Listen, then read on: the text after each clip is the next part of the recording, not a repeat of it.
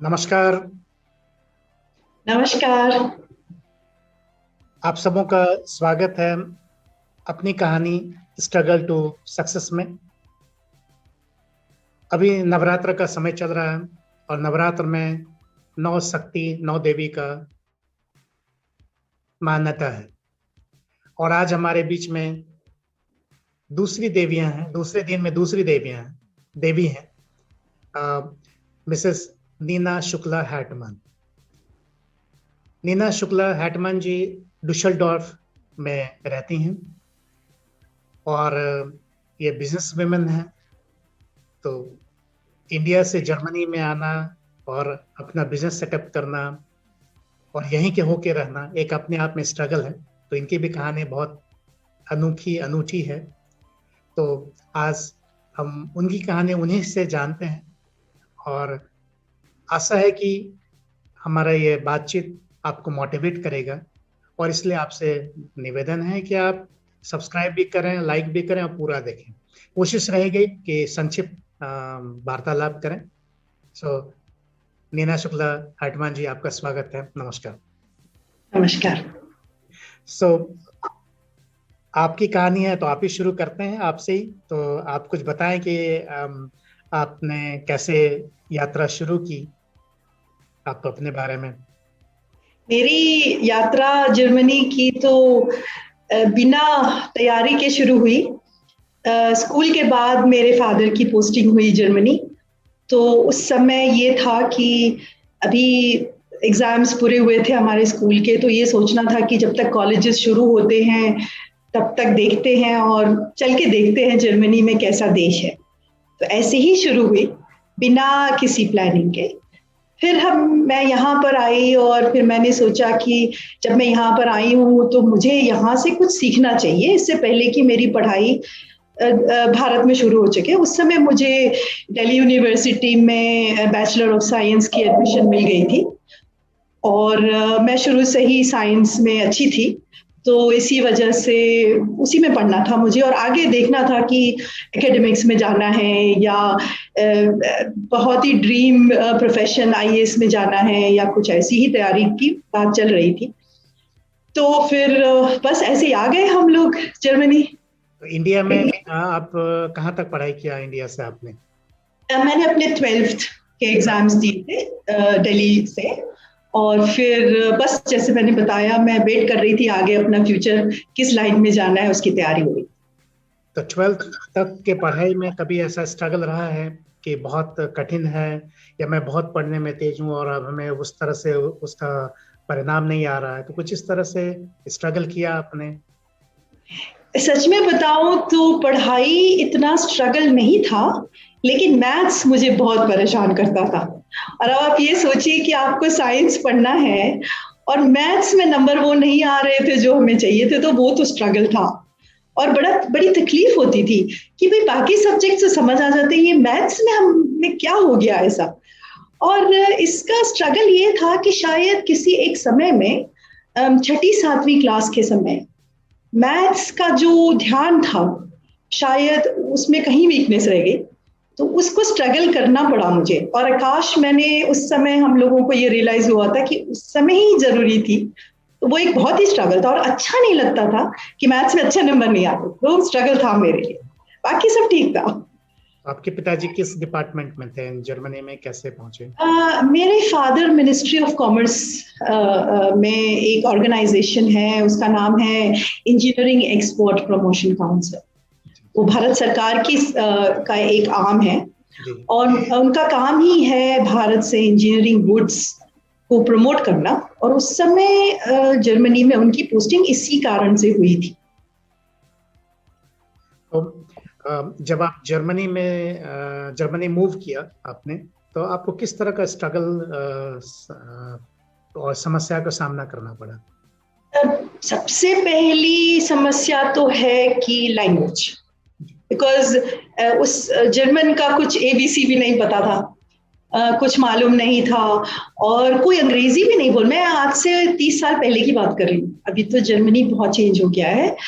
उस समय इंग्लिश तो डेली यूज में कहाँ होता था, तो सबसे बड़ा स्ट्रगल था लैंग्वेज। और ऐसा लगता है कि जैसे आप में कोई एक कमी है अगर आप भाषा को नहीं समझते हैं तो। आपकी सारी इंटेलिजेंस और वो आपको एक दिन के लिए एक कभी कभी कुछ ऐसे एक्सपीरियंस हो जाते हैं कि आपको लगता है कि आई मीन कुछ है, ये हमारे में कुछ कमी है। तो ये फीलिंग आ जाती है क्योंकि लैंग्वेज नहीं समझ आ रही है। तो वो एक मेरे लिए चैलेंज, रियली में वो चैलेंज था। स्कूल से लेके लैंग्वेज तक में कभी आपने फेल किया?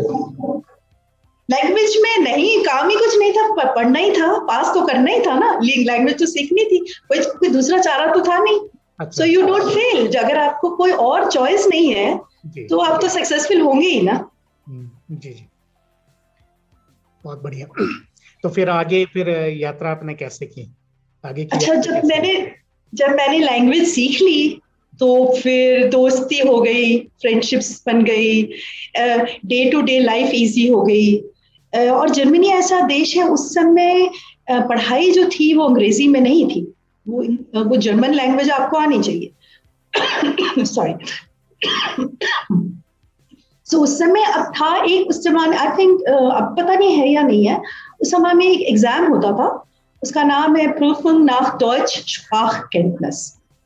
तो जब मैं जर्मन सीख रही थी, मैंने गोथे इंस्टीट्यूट से ही जर्मन सीखा, क्योंकि सबने ये कहा कि अगर सीखना है तो आप ठीक से सीखिए और पूरा समय लगाइए, तभी आप सीख पाएंगे। तो वो सीखने के बाद मैं जब उसी जगह जहाँ पढ़ाया जा रहा था, उन्होंने कहा था कि आप ये PNDS का एग्जाम दे दीजिए, अच्छा रहेगा आपके लिए।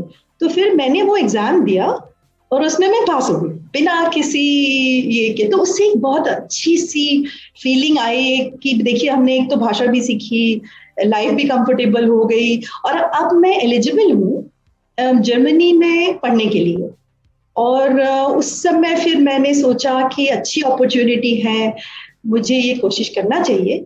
तो उसके बाद फिर मैंने यहाँ पे उस समय डिप्लोम कहा जाता था और वो मास्टर्स डिग्री होती है। तो मैंने फिर बायोलॉजी में मेरा नाम मैंने अप्लाई किया और मुझे 2 यूनिवर्सिटी से आ भी गया। तो ऐसे लगा कि बस अब तो जैसे कि लैंग्वेज सीखना ही सबसे जरूरी था, बाकी सारी चीजें तो बस एकदम दे वर फॉलिंग इन प्लेस। तो फिर आखिर यूनिवर्सिटी से और डुसलडॉर्फ यूनिवर्सिटी से, दोनों में मुझे एडमिशन मिल गई। तो फिर बस तो फिर ऐसे फिर शुरुआत हो गई। फिर मैंने डिसाइड किया कि मैं आखिर छोड़ के डुसलडॉर्फ में पढ़ना चाहती हूँ, क्योंकि मम्मी पापा भी डुसलडॉर्फ में है। But that is the way, फिर शुरुआत हो गई, फिर पढ़ाई शुरू हो गई। उसमें भी डिफिकल्टीज जो आई वो मैथ्स की आई, बट उसको फिर मैंने उसको पार किया। देन मैंने पूरी पढ़ाई की और मैं मोलिकुलर बायोलॉजी में मैंने अपनी थीसिस लिखी। और उस समय मैं एक ग्रुप में मैं आ गई जो जीन सीक्वेंसिंग का प्रोजेक्ट था। बट सबसे अच्छी बात यहाँ पे क्या हुई मेरी पढ़ाई में, मेरी इंग्लिश मेरे बड़ी काम आई। जर्मन तो आती ही थी, पर जिस डिपार्टमेंट में मैं थी वहां के प्रोफेसर को मेरी इंग्लिश भाषा की बहुत जरूरत पड़ी। तो मुझे बहुत अच्छा लगा कि एक भाषा ने मुझे, 2 भाषाएं, एक इंग्लिश और एक जर्मन, मेरी जिंदगी में कितनी इंपॉर्टेंट हैं कि उन्होंने मेरी काफी मुश्किलें आसान कर दी। बहुत बढ़िया। तो जर्मन और इंग्लिश, जर्मन में इंग्लिश का सब सहयोग रहा। बिल्कुल बिल्कुल। तो मैथ, जैसा कि मैं समझ पा रहा हूँ कि मैथ आपको बहुत स्ट्रगल कर रहा है आपकी लाइफ में, है ना?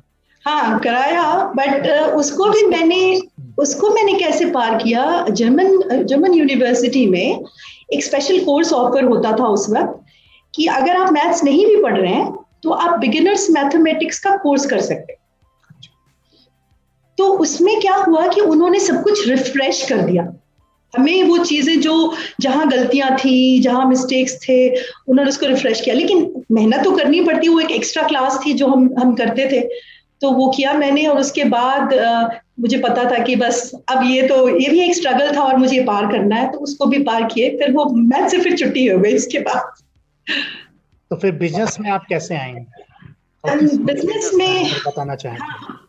बिजनेस का ऐसा है कि जब मैं अपनी स्टडीज कर रही थी तो उस समय क्या हुआ कि मुझे लगा कि मुझे कुछ काम करना चाहिए, बिकॉज आफ्टर ऑल हम इस देश में आए क्योंकि मेरा तो एम यही था कि पढ़ाई लिखाई करने के बाद मुझे भारत वापस जाना है।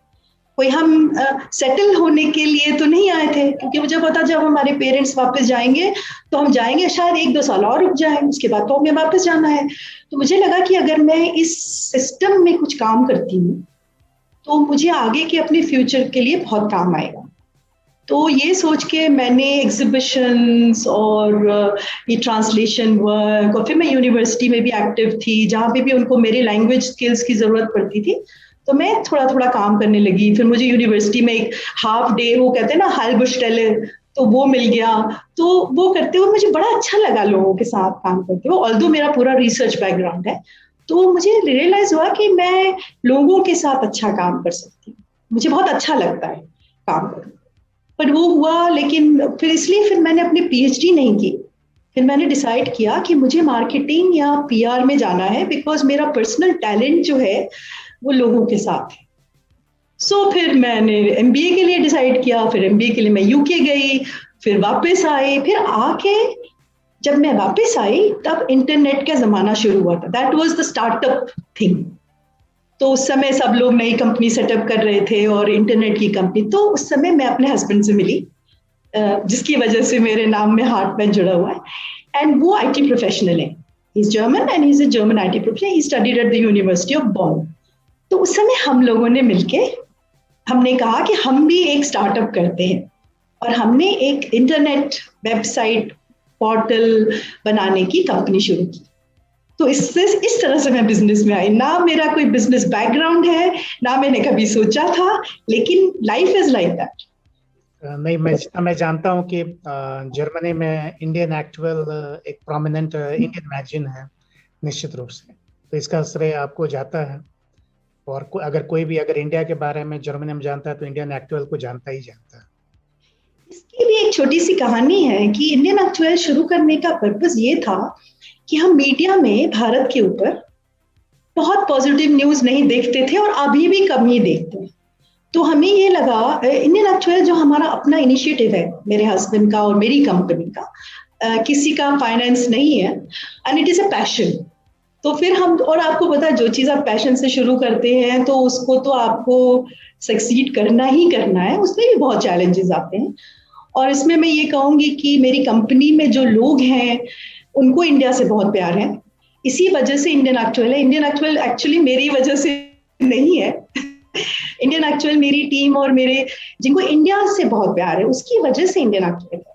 और इसीलिए वो जर्मन लैंग्वेज में भी है, क्योंकि हम अपनी वो चीजें इंडिया के बारे में उन लोगों को बताना चाहते हैं। Again again it comes to the same thing, अगर आप किसी की भाषा में उनके साथ बात करें तो उसका असर एक दूसरा होता है, बजाय कि आप अपनी 50 आर्टिकल्स आप लिख दें, आप कहते रहें। लेकिन जब आप उस लैंग्वेज में किसी से बात करते हैं तो उसका एक अलग इंप्रेशन होता है। और आज तो इतने साल हो गए, बट उसका मेन मिशन ही यही था, इसीलिए आज भी वो पोर्टल जो है वो जर्मन लैंग्वेज में ही है। बिल्कुल बिल्कुल। आप जो हमारे व्यूअर हैं उनको कुछ स्ट्रगल टू सक्सेस का कुछ टिप्स देना चाहेंगे? कोई 2-4 टिप जो आपने खुद यूज किया है और डेली लाइफ में आप फेस कर रही हैं, कैसे स्ट्रगल को पार किया? देखिए, स्ट्रगल का तो ये है कि ये तो फेज ऑफ लाइफ है, और अगर आप भारतीय फिलॉसफी और हमारे रिलीजन को देखें तो स्ट्रगल तो एक नाम हमने दे दिया है, ये तो पार्ट ऑफ लाइफ है। और जब कोई ऐसा समय आता है जिसमें शायद आपको ज्यादा एफर्ट्स करने पड़ते हैं, और अगर आप अपना फोकस नहीं लूज करते, डिफिकल्ट टाइम्स में भी नहीं लूज करते हैं, तो सक्सेस होता है। लेकिन उसके लिए पेशेंस चाहिए होता है, और उसके लिए आपको एक फैमिली सिस्टम चाहिए होता है जो आपके साथ है, family and friends. I would say कि जब भी मैं क्या, ये आज जो मैं आपको कह रही हूँ, आप, I also had sleepless nights. कभी मेरा एक्सपेरिमेंट जैसे कि किया वो फेल हो गया और मुझे कल उसको सबमिट करना है, सिंपल एग्जाम्पल, या मुझे फाइनेंशियल कुछ करना है, या मुझे कहीं काम पे जाना है और मैं लेट हूँ। तो लेकिन जब आपका फोकस नहीं चेंज होता है तो आपका स्ट्रेंथ, आप कभी वीक नहीं होते हैं। डिफिकल्ट टाइम्स आते हैं, लेकिन उसमें एज ए सेड कि फिर आप किसी से बात करें, उससे अपनी, कभी कभी क्या होता है कि आप किसी से बात ही करते हैं, वो आपको शायद हेल्प नहीं कर सकते हैं, लेकिन उस वक्त वो आपके लिए बिल्कुल, वो कहते हैं ना इंडिया में रामबाण की तरह काम करता है, क्योंकि आपने किसी से अपना कुछ शेयर किया, और ये बहुत ही जरूरी है। और मेरा तो वही है कि अगर मैं कुछ मैं अगर मुझे कोई फोन करे या अपनी कोई बात बताए, तो मैं उनकी बात सुनती हूँ, क्योंकि मुझे मालूम है कि मैं भी एक ऐसे समय में थी कि मैं सोचती थी कि मैं किससे बात करके अपनी कोई वरिश शेयर कर सकूं। And focus is very important.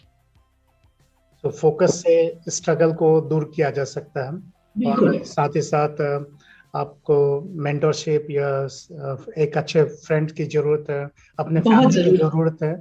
और इनसे आप शेयर करके आप अपने स्ट्रगल्स को पार कर सकते हैं, आपकी जो समस्याएं हैं उसको दूर कर सकते हैं, बिल्कुल, और ये दूर करने बिल्कुल, में मदद मिल सकती है। बिल्कुल, कुछ और कोई ना कोई रास्ता जरूर निकलता है, कहीं ना कहीं से। बिल्कुल। ये तो मैं इसमें बिलीव करती हूँ।